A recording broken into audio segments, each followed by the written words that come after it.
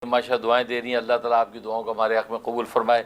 और ख़ास अब ये जब दुआ देते हैं आप लोग, अल्लाह हासदों के हसद और दुश्मनों की अदावत से महफूज रखे, तो मुझे तो लगता है ये आप लोगों की दुआओं से बचा हुआ हूँ कि आप हर दूसरा आदमी ये दुआ देता है। और ये दुआ मुझे बहुत प्यारी लगती है, क्योंकि ख़ुद देखता हूँ सुबह शाम जो है हासदीन जो है वो अपने हसद से बाज नहीं आते, और दुश्मन जो अदावतों से बाज नहीं आते। ज़ाहिर है कि उनको पता नहीं क्या वही वाली बात है जो सुफियान सौरी रहमतुल्लाह अलैह फरमाते हैं, ला खैरा फ़ी मन ला हासिद लहू, कि उस शख्स में कोई खैर ही नहीं जिसका कोई हासिद ना हो। कि जिसके हासिद हो इसका मतलब कोई खैर है जो उससे जारी हो रही है, तो उसी वजह से हासिद पैदा हो रहे हैं। और मेरे पीर मुर्शद, मेरे वालिद निस्बती हुस्न औलिया इमामुल अतकिया हज़रत मौलाना मोहम्मद यूसुफ लुधियानवी शहीद रहमतुल्लाह अलैह, वो फरमाया करते थे जब मेरा उनसे साथ ताल्लुक़ हुआ, और ज़ाहिर है कि अल्लाह तबारक व तआला इज़्ज़त और आफ़ियत की मंजिलें तय करवाना शुरू की, तो ज़ाहिर है कि पुराने जो लोग थे उनको हसद होने लगा। तो हज़रत को बस औक़ात में ज़िक्र भी करता कि भाई हज़रत फ़लाँ यूँ कहता है, फ़लाँ यूँ कहता है, क्या करूँ, दिल टूटता है, दिल बुझ। तो हज़रत मुस्करा के फरमाते हैं कि भाई शुक्र करो, हम हासिद नहीं हैं, महसूद हैं। हम हासिद नहीं हैं, महसूद हैं। और महसूद मज़लूम होता है, और मज़लूम के साथ अल्लाह की रहमत होती है। और फरमाया कि ये बात ये मुहद्दिस असर हज़रत मौलाना मोहम्मद यूसुफ बिन नौरी रहमतुल्लाह अलैह कुद्दस सिर्रुहु वो फरमाया करते थे कि हम शुक्र है हासिद नहीं है, महसूद हैं। और महसूद जब मज़लूम होता है, और मज़लूम के साथ अल्लाह की रहमत होती है। तो हज़रत ये बात मुझे कह के कहते थे, तो बेटा तुम भी सब्र करो और तामुल रखो, इसलिए कि हम हासिद नहीं, शुक्र महसूद हैं। कि हासिद की निस्बत तो अल्लाह ने मिन शर्रि हासिदिन इज़ा हसद कह के की है, उसको शुरूर में डाला। हम महसूद हैं, मज़लूम हैं, और मज़लूम के साथ अल्लाह की मदद, तो लिहाजा जो है वो मुझे बड़ी तसल्ली हो जाती थी।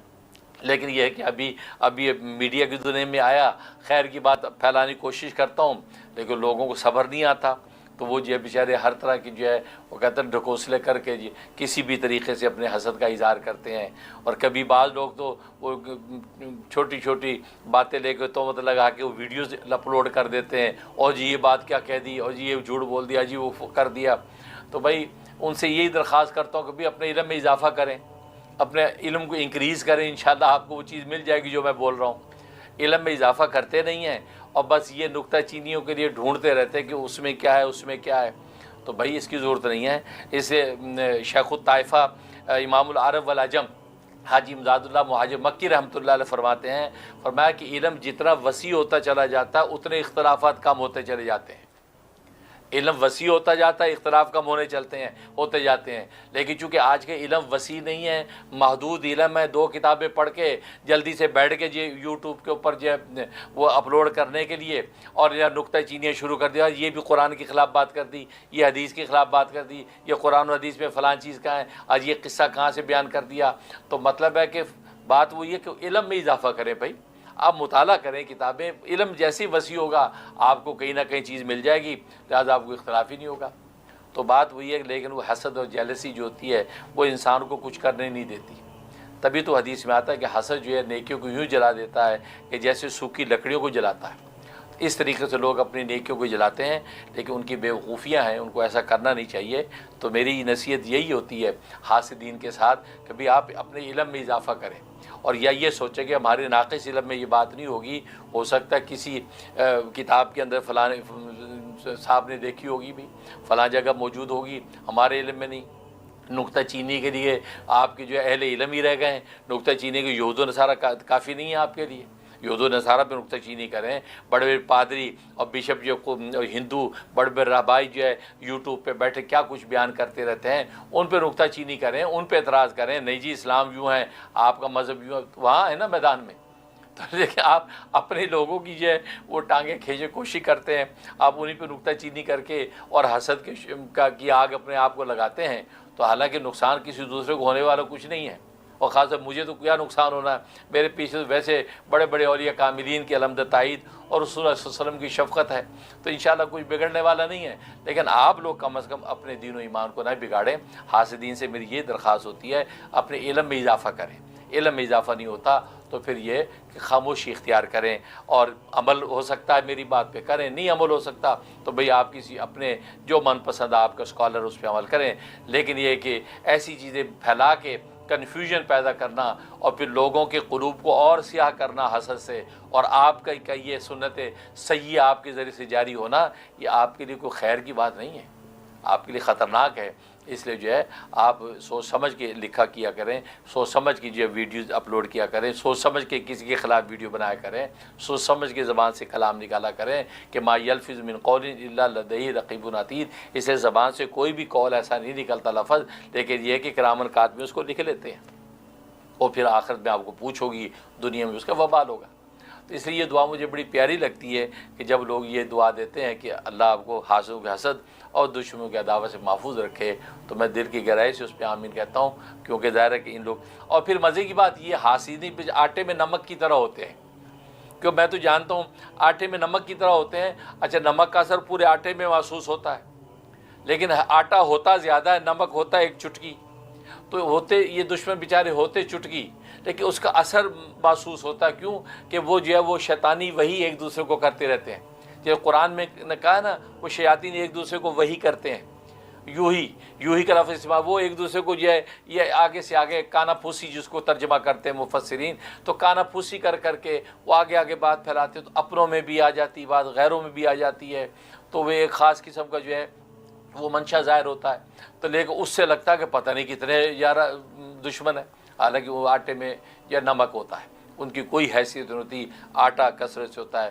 لہذا ہمارے چاہنے والے الحمدللہ آٹے کی طرح بہت کثیر ہے، لیکن یہ کہ وہ جو ہے حاسدین جو ہے وہ نمک کی چٹکی ہیں، وہ چٹکی کا اثر محسوس ہوتا ہے پورے آٹے میں، ورنہ ان کی تعداد اگر اٹ سیلف دیکھی جائے تو نتھنگ ہے، اور نتھنگ کی دنیا کے اندر بھی کوئی قیمت نہیں، اور اللہ کے ہاں تو خیر کیا مقام ہوگا۔ تو بہرحال ان سب کو اپنی اصلاح کرنی چاہیے، اور باقی مجھے بھی اللہ توفیق دے، تو مجھ میں کوئی خطا غلطی ہے، اور یقیناً غلطیاں ہیں، اللہ ان کو جو فکس کرنے کی توفیق نصیب فرمائے۔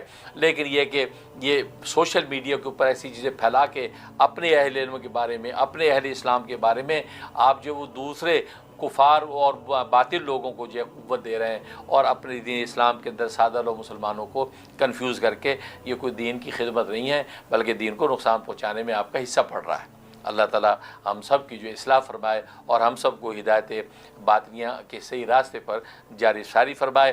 اور باقی یہ ہے کہ یہ حسد بغض جو چلتے ہی آتا ہے، ہر ایک کے ساتھ ہر دور میں رہا، اور بڑے بڑوں کے ساتھ رہا، اس سے ان کے درجات بلند ہوتے ہیں، گناہ معاف ہوتے ہیں، درجات بلند ہوتے ہیں۔ میں نے ایک مرتبہ اپنے ابا شہید مولانا محمد یوسف لدھیانوی شہید قدس سرور سے پوچھا کہ ابا جی یہ کیوں ایسا ہوتا ہے کہ بہت سے بڑے بڑے اللہ والے بڑے بڑے ہیں، نیک پارسا ہوتے ہیں، ان کے خلاف ایسی باتیں لوگ کیوں پھیلاتے ہیں، کیوں ایسا ہوتا ہے؟ کیا اللہ تبارک و تعالیٰ کیا ان کے یہ منہ بند نہیں کرتے، پکڑتے نہیں ہیں؟ حضرت فرمایا کہ اصل میں بات یہ کہ مجاہدے دو طرح کے ہیں، ایک مجاہدہ اضطراری ہے، ایک مجاہدہ اختیاری ہے۔ ایک اختیاری مجاہدہ انسان اختیار کرتا ہے، بس 100 نفلیں پڑھنے کے لیے کھڑا ہو گیا، یہ مجاہدہ اختیاری ہے۔ یا جو ہے وہ مسلسل جو ہے وہ کئی دن کے روزے رکھنے لگ گیا، تو یہ نفلی روزے، یہ مجاہدہ اختیاری ہو گیا ہے۔ تو زکوٰۃ و صدقات سے بڑھ کر مال خرچ کرنے لگ گیا، تو یہ مجاہدات اختیاری ہیں۔ اور ایک مجاہدات اضطراری ہوتے ہیں کہ بس اوقات انسان وہ مجاہدہ اختیاری اس قدر زیادہ اختیار نہیں کرتا، اور اللہ چاہتے ہیں کہ اس کو بلند مقام ملے مجاہدے کی وجہ سے، تو اللہ پھر ایسے حاسد اور بغضی پیدا کر دیتے ہیں جو ان کے بارے میں الٹی سیدھی باتیں کرتے ہیں۔ تو نتیجہ کیا ہوتا ہے، وہ ان کو جب بات پہنچتی ہے، ان کو ضرور ایک طبی تھوڑی سی تکلیف جو ہوتی ہے، یہ ان کے لیے مجاہدہ اضطراری بن جاتا ہے۔ جب مجاہدہ اضطراری بنتا ہے، اس کے نتیجے میں اللہ ان کے درجات بلند کرتے ہیں، ان کے لغزشوں کو معاف کرتے ہیں، ان کے درجات بلند ہوتے ہیں۔ تو حاصل سمجھتے ہیں کہ ہم لگتا ہے ان کی عزت عافیت کو نقصان پہنچا رہے ہیں، حالانکہ ان کو یہ پتہ نہیں اللہ تبارک و تعالیٰ انہی کے ہاتھوں ان معصوم کے درجات بلند کر رہے ہیں، اس کو گناہ معاف کر رہے ہیں۔ تو یہ مجاہدہ فرمایا اضطراری ہوتا ہے۔ جب اختیاری مجاہدہ اس لیول کا نہیں ہوتا کہ اللہ اس کو اس مقام پہ پہنچا پائے، اللہ اس طرح کے مجاہدے اضطراری ڈال دیتے ہیں۔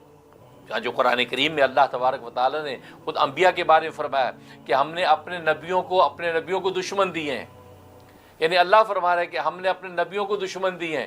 اب نبیوں کو دشمن دینا یہ کوئی خیر کی بات تو نہیں تھی، کیوں دیے؟ نہیں، اس لیے دیے کہ نبیوں کو دشمن دیے، نبیوں کے ساتھ دشمنیاں کرتے ہیں، تو نبیوں کے درجات بلندی کا باعث بنتا ہے، ان کے درجات عالیہ کا باعث بنتا ہے۔ اس لیے قرآن کریم میں اللہ نے یہی کہا کہ دشمن اگر کسی کے پیدا کیے جو صحیح طریقے سے دین کا کام کر رہا ہے، اپنے نظام کے مطابق وہ جو قرآن سنت کے مطابق چل رہا ہے تو اس کے اگر ہاتھی دشمن پیدا ہوتے ہیں تو گویا کہ اللہ تبارک و تعالیٰ نے وہ دشمن اس کے پیچھے لگائے تاکہ اس کے مزید درجات بلند ہوں، اور بلند ہوتے چلے جاتے ہیں، اور وہ جو ہے حاسدین کا منہ کالا ہوتا رہتا ہے اور وہ حسد کی آگ میں جلتے رہتے ہیں۔ تو یہ ہے، تو اس لیے جو ہے ایسا ہوتا ہے۔ تو یہ دعا جب مجھے دی جاتی ہے تو مجھے تو خیر بہت لطف آتا ہے، اگرچہ میں تو خود خطا کا پتلا ہوں، خطائی خطا ہے، طالب علم ہوں، مجھے کسی قسم کا کوئی دعویٰ نہیں ہے۔ ہاں دعا ضرور ہے کہ دعا ضرور کرتا ہوں، اخلاص کی بھی اور اشاعت دین دفاع اسلام کو علی منہاج السنہ کرنے کی بھی دعائیں ضرور کرتا ہوں، دعویٰ نہیں۔